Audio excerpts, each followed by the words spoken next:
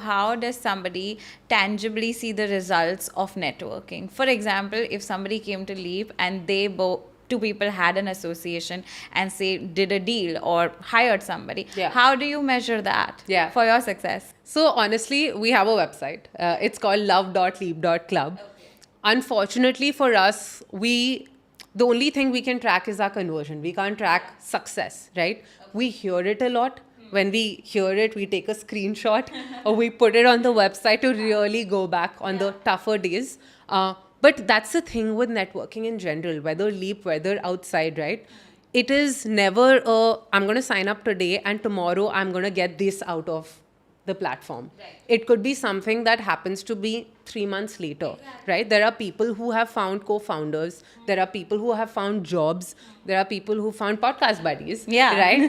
There are people who have honestly, Alina, walked out of bad marriages and gone to another Leap member's house because they had nowhere else to go, right? So when you see that, you really stop measuring, oh, this person got that, right? And I'm sure there is another pool of people who maybe haven't really seen that value, but you will again only see value if you invest in that continuously, right? Like I said, I have like a DOE formula, right? About like networking in general. D is deep, absolutely deep conversations. Okay. If you meet someone, you can't be like, hey, how's it going, right? The conversation ends. Right. Right? Like, if I met you the last time and you spoke to me about how you're interviewing Jonty Rhodes, and my first question has to be, how was that? Yeah. What did you not know before you interviewed, and what absolutely blew your mind, right?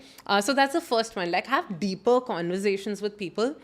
Number two is opportunities created, right? Like, you have to create opportunities for people versus just wait for opportunities to happen to you, right? So if I feel like you're someone, and let's just take the women in marketing example.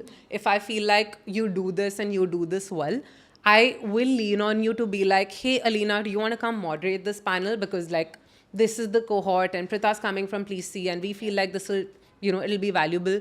And I feel like that's where the give and take also happens, right? Like, it's only if you give will you get. So having that patience and having that willingness, which a lot of people don't have because we are all busy with our lives, right? So I think really being open to those opportunities and engaging, right? And I have this little theory. I have a lot of people who I wouldn't really call mentors, or maybe they don't know they are my mentors, but I really look up to them, right? And for me, I feel like I've been able to have that because I've genuinely made the effort to engage with them beyond when I really need something from them, right? And I remember when I was in Zomato, and there was no way I was leaving Zomato, but I think someone who was the chief product officer at Airtel, I think, had reached out to me saying that, there's this opportunity. And till then, I'll also be honest, I was very close to all opportunities and all sort of networking, because when you're building something as a young person, you're giving everything to that one organization, right? Because of course the organization is also giving it to you. But then I was like, yeah, chal, let's leave this. Let me just go. I'm going to be honest with them, obviously, about the fact that I'm not looking. But what's the worst, right? And I remember Quorum had just opened then. Okay. And I said, worst case, I'll go see Quorum and come and eat and come, right? So I remember going for that. I think it was a evening conversation. So I walked in, I had a chat. I was very honest with him about the fact that, I love what I do, but I just want to learn more about you, more about, what you do, what you think, how Airtel functions, all of that.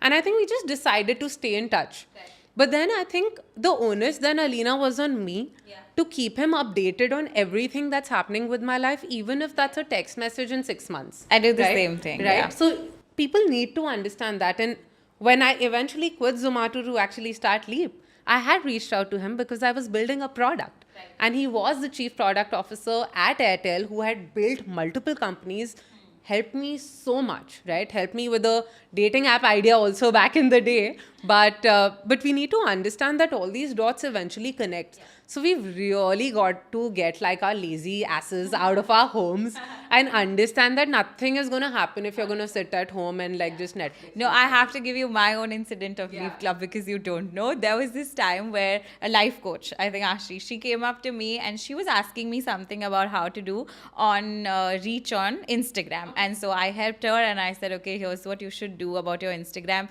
Maybe give her some tips and all. And then when I asked her what she does and she told me that she's a life coach, you won't believe how much of her effort I have taken into my work and my business. We never went out with the intention of what is in it for her or for me. Yeah. I just helped her out. She helped me out Without expecting with like anything. half an Yeah. hour of my advice on Instagram. I must have asked her like 200 questions after that. I said, I literally went to her and asked, okay, but why do I need a life coach? And she drew something on the chart and explained to me, and I realized the value.